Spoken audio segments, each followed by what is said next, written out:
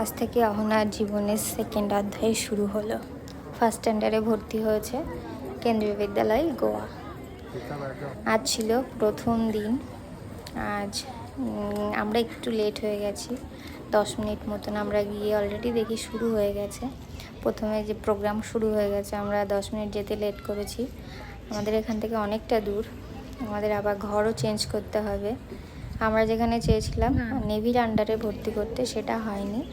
সেখান থেকে কেটে গিয়ে হয়ে গেছে আর্মিদের আন্ডারে যে কেন্দ্রীয় বিদ্যালয় আছে সেটাতে ভর্তি।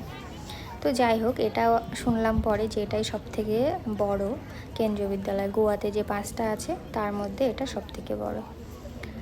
সবারই কথা বলার ধরন খুব সুন্দর লাগলো। আমাদের সঙ্গেও খুব ভালোভাবে প্যারেন্টসদের সঙ্গে কথা বলেছে। তারপর বাচ্চাদের সঙ্গে তো টিচাররা খুব ভালো বন্ডিং তৈরি করবে মনে হচ্ছে। কথা বলার ধরন খুব সুন্দর। আর সব বাচ্চাদেরকে একটা চকলেট, একটা করে ইলেকট্রিক স্লেট দিয়েছে।